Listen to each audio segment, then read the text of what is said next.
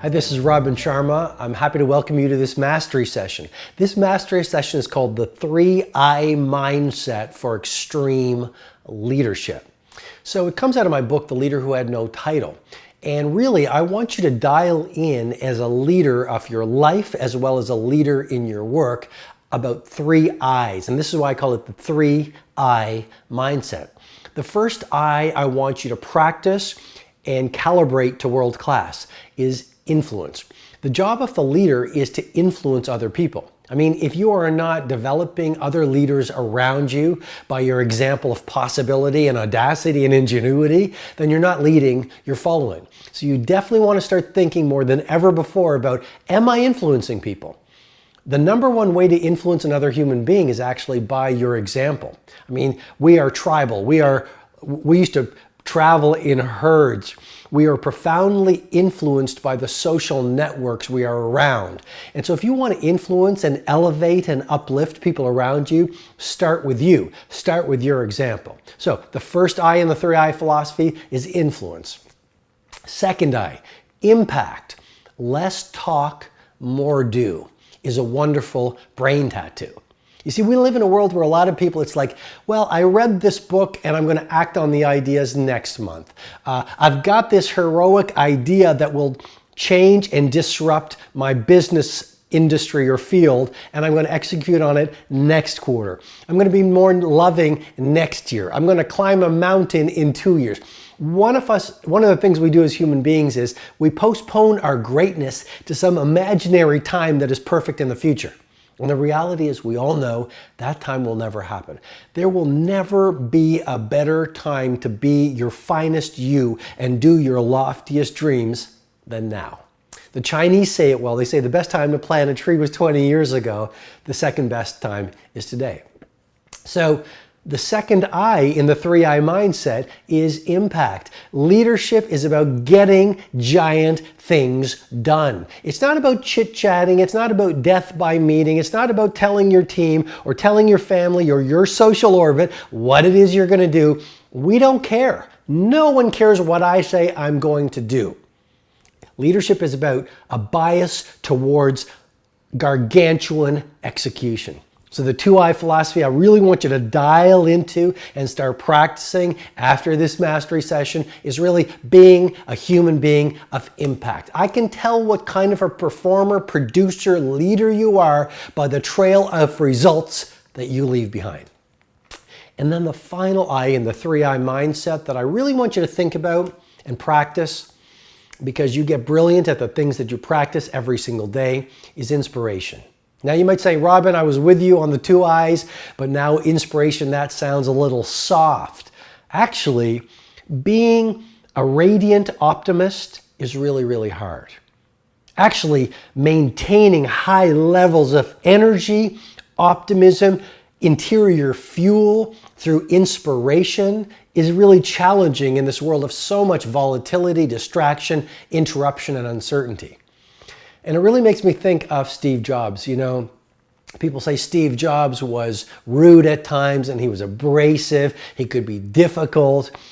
And yet if you poll a lot of the former employees at Apple, they will tell you that the best years of their entire career were at Apple and were working with Steve Jobs. And if you ask them why, they will consistently say to you this: Steve Jobs was inspirational. I mean, Bud Tribble from Apple called it his reality distortion field. He would come up with a very disruptive, innovative idea.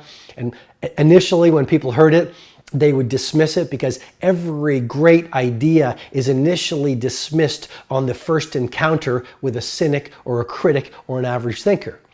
And yet, when they would be in the room with Steve Jobs, they would be seduced and hypnotized by this reality distortion field.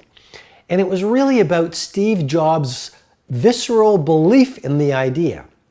I mean, he was so inspired by the idea that he was selling, or the product that he wanted to create, or the vision that he wanted to bring on into his industry, that people were just compelled by his energy and his belief and his inspiration to go, yeah, you know what?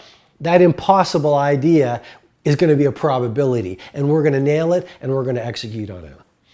It makes me think of a story about Steve Jobs. You know, when he was a young boy, his father said, Steve, go out and paint the fence outside of our house. So Steve Jobs said, sure, I'm going to go do that. No problem, Dad. A few hours later, Steve Jobs' father came outside and inspected the fence and said, Steve, you did a great job painting the outside of the fence, but you didn't paint the inside of the fence.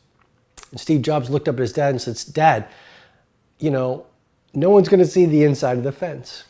And Steve Jobs looked up at his father looked down at Steve Jobs and said, son, but we will. Well, now it's many years later, and Steve Jobs is with his design team, and they are working on the first Apple Macintosh, the idea.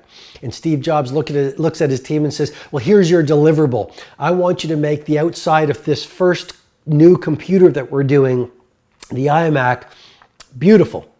But here's the real deliverable. I want you to make the inside of the computer so staggeringly gorgeous that when people look at it, tears will come to their eyes. And the design team almost instantly said, but Steve, no one is going to see the inside of the computer. And then he paused and he said, but we will. And when Steve Jobs saw the first, I guess you call it, motherboard of the inside of the iMac, he started to cry. Because Steve Jobs was so much more than a business visionary or a remarkable entrepreneur. Steve Jobs in many ways was an artist, just like you and your work. My challenge to you with great love and respect is to see yourself as an artist on the path to mastery and artistry. And then he said to the team, he said, you know, now I want you to sign the board. And they said, why? And he said, because all artists sign their work. The third eye of the 3I mindset is really inspiration. It's not soft, it's hard. In this world of ours, to be inspired, I mean, just think about it, the Sistine Chapel, right? Michelangelo's David, the Mona Lisa, the Great Wall of China, the Taj Mahal, every great innovation, the incandescent light bulb, the internet, the Tesla, SpaceX, every great innovation, every great piece of art, every gorgeous business that is changing a marketplace started in the mind of an inspired woman or man. If inspiration was so easy, why are so few people utterly inspired? It makes me think of one of my favorite people on the planet, the Johannesburg janitor. You've probably seen the video I shot when I met him last time. And he kept on saying to me, I mean, this is a man who cleans the toilet in the Johannesburg men's room. He's a janitor, but he works like Picasso painted. And the last time I saw him was when I went to the Johannesburg airport and I looked for him. I had to find him again. And he kept on saying to me when I saw them that time, more fire, bring on the fire, never lose your fire. And that's what inspiration is all about. So the 3I mindset for leadership will help you become an extreme producer. It'll help you own your game. It'll help you master your craft. It'll help you do otherworldly things. Really dial into them, practice them, because more than anything else, please remember this, and I know you know this, and you hear me say it often, but repetition is the mother of mastery. And the idea is this: no idea works unless you do the work. Love you a lot. Sending you lots of great wishes from here, and I will talk to you very soon. Hi, this is Robin Sharma. I hope you received great value from this mastery session. If you'd like to receive potent training videos, blog posts, learning tools, and information on my 2 live events, Personal Mastery Academy and my flagship 4-day experience, the Titan Summit, go ahead and visit robinsharma.com.